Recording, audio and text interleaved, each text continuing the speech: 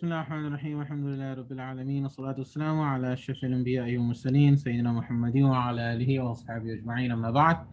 Inshallah, today we'll be continuing on to the next few letters, which is Ha and Hamzah. So first thing is how are Ha and Hamzah pronounced. Next thing we'll cover is how are Hamzah and Ha and Hamzah mutaharrik and sakin pronounced, and some common errors with Ha and Hamzah. One thing I wanted to point out is that um, the order we're going in for the letters, just for the last 4 or 5 letters, it's according more to the Indian subcontinent order.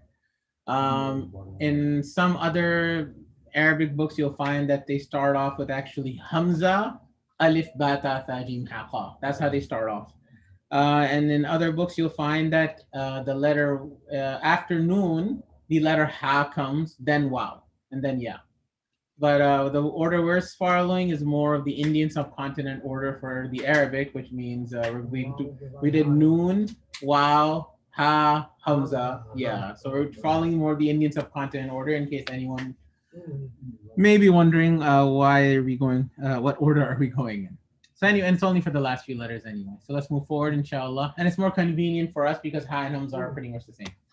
So Ha and Hamza, how are they pronounced? In case anyone's wondering, where is the Ha Hamza on this picture? Right down here.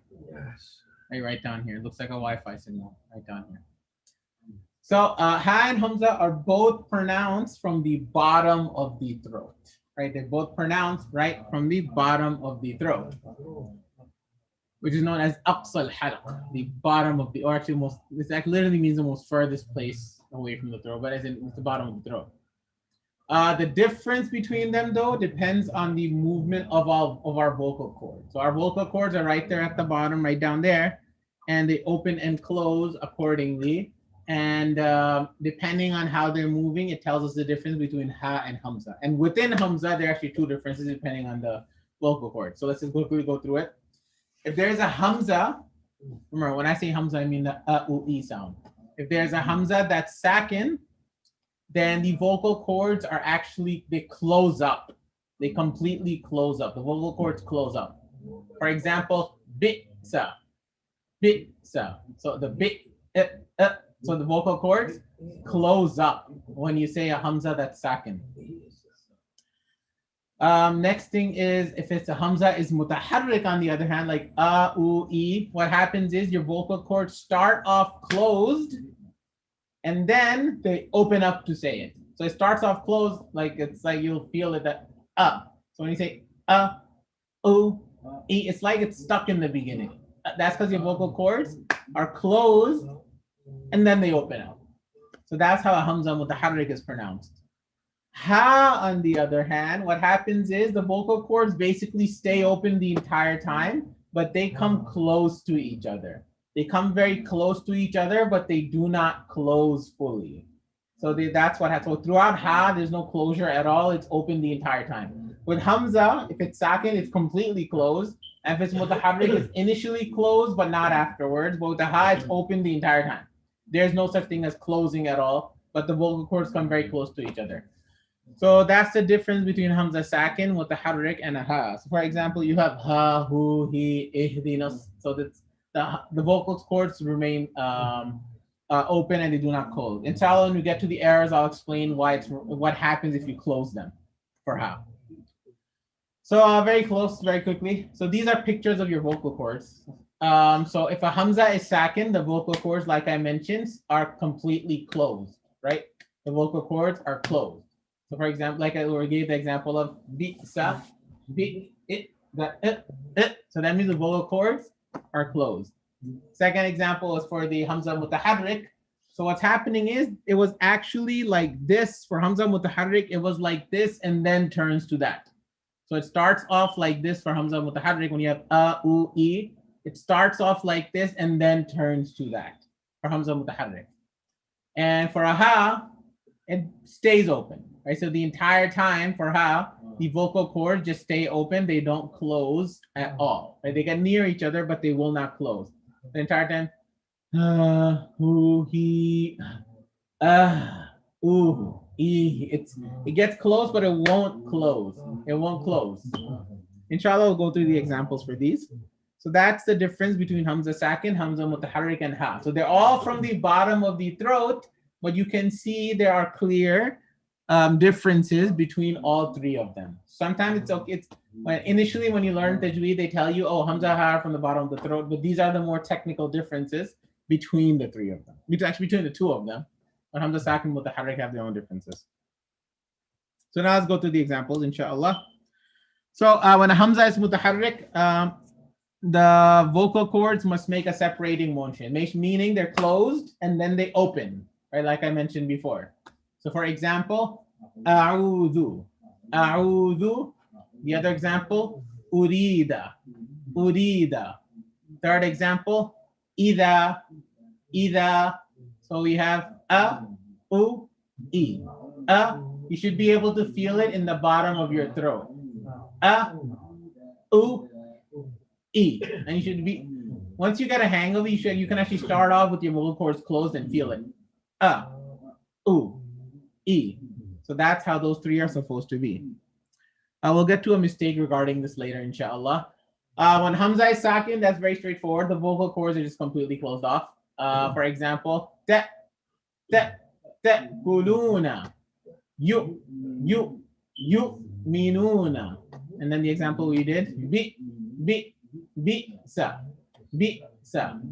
So kuluna, minuna, sa. So in all of them, that little jerking motion, that's actually the vocal cords completely being closed off. So that is a Hamza that's Sakin. In the Urdu Qurans, as they call it, the Hamza is normally not written out like this. They just write out as an alif in case anyone's wondering. Next thing, sometimes the Hamza will be written out, but sometimes it won't. Like for ta'kuluni, you'll just see an alif there, not what I wrote there. Ha, next is Ha. When a Ha is pronounced, whether mutaharrik or sakin, right? This is the only letter where mutaharrik and sakin are the same. The vocal cords just stay open throughout the entire time. So for example, with the fatha dhammakas, when it's mutaharrik, halumma, halumma, ha, halumma. Next example, lahuma, lahuma. Third one, here, here. So ha, hu, he, ha, hu, he. This is not necessarily that hard. Next is the example when it has when it's sakin, mahdan, mahdan. So the entire time the vocal cords stay open. Mahdan. Next one, yuhlika, yuhlika, yuhlika. Third one, karihtumu, karihtumu, karihtumu. So that extra, actually, there ended up being another ha at the ending, but karih. So first, meh, yuh, and karih. Inshallah, we'll go through some mistakes about these in the next slide. So that's an example of all of the Hamza and the Ha. And that's as complicated as it gets. Now I just wanted to go through one error, one very common error for both of them. First is common error with Hamza. It is incorrect to pronounce a Hamza like an alif. Remember we talked about alif, the Arabic alif, which is just the when you put like any letter with just the alif, the stretching sound after it. That sound that comes from it mainly comes from the emptiness of the mouth, not directly down from the throat. Obviously, all sounds come from your vocal cords, but specifically, main emphasis of alif is just in the emptiness of your mouth. So an alif is pronounced from the emptiness of the mouth. Sawa'un, right? Sawa, mimma, sama. So you won't really feel that much at the bottom of your throat for any of them. You'll only feel it in your mouth. Hamza is pronounced from the bottom of the throat. So they are two completely different areas. When I say Hamza is pronounced from the bottom throat, that means it'll mainly be felt at the bottom of the throat, whereas a regular alif will be felt in the emptiness of your mouth. So that's why they're very, very different. So now what happens is pronouncing a Hamza like an alif most commonly happens when two Hamzas come together. But it may happen in other situations too. So in the next example, I'll explain to you what the error is and what's the correct way to do it. So for example, here, the way it's supposed to be pronounced in the first one, أَإِذَا أَإِذَا كُنَّا عِظَامًا أَإِذَا. Next one, actually, let's go through one by one, right? So, you should be feeling it both in the bottom throat. What would be wrong if you pronounce it like an alif? Aida, aida, aida. Wrong. That's not coming from your bottom of your throat. Aida. Normally, when this happens, people pronounce the first one correctly and the second one incorrect. Aida, aida. That's actually called tasheel in qira'ah, but we won't talk about that right now. But anyway, so this would be both separate. Aida, aida, aida, aida kunna idhaman nakhshara. Came today in salah. Next example. Aamintum. Aamintum. It's not supposed to be amintum or amintum. It's not It's not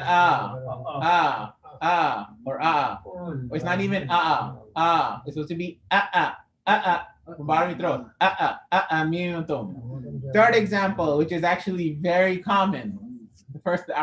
This is the first thing I work on with my students. Right? It's not normally in the subcontinent we say a'udhu, a'udhu, a'udhu. That's an alif, not a hamza. It's a'udhu, a'udhu, a'udhu, not a'udhu. It's not a'udhu. It's Slight difference. Correct way, wrong way, wrong. Correct. The sound is just a stretching alif. A'udhu is wrong. It's a'udhu. A'udhu should be felt at the bottom of the throat. So that's the difference between these. So that was with the hamza. Next common error with ha. It is incorrect to close the vocal cords when pronouncing the ha. If you do that, there will be a jerking motion. This will normally happen when a ha is sakin. When a ha is sakin, what happens is some people accidentally close off the entire vocal cords, whereas they're supposed to remain open. So for example, اهدنا الصراط it stays open. So it stays open. Like we did the other word, ma اهدنا الصراط. So you don't have to stretch it, but if you end up closing your vocal cords, what is it going to sound like? Dinas. That's wrong. You're closing your vocal cord. Dinas. That jerking motion. That's wrong. It's not dinas siratal. It's It should flow because the vocal cords aren't closing. You don't need to stretch it though. I'm just stretching it so we understand. Dinas siratal. Dinas siratal. Not dinas. That's wrong. Shouldn't be dinas siratal. It flows. So these are some common errors regarding a hamza and a ha. Alhamdulillah, we're done with this. Tomorrow, inshallah, we will be doing our final letter, the letter ya, and then we will be done with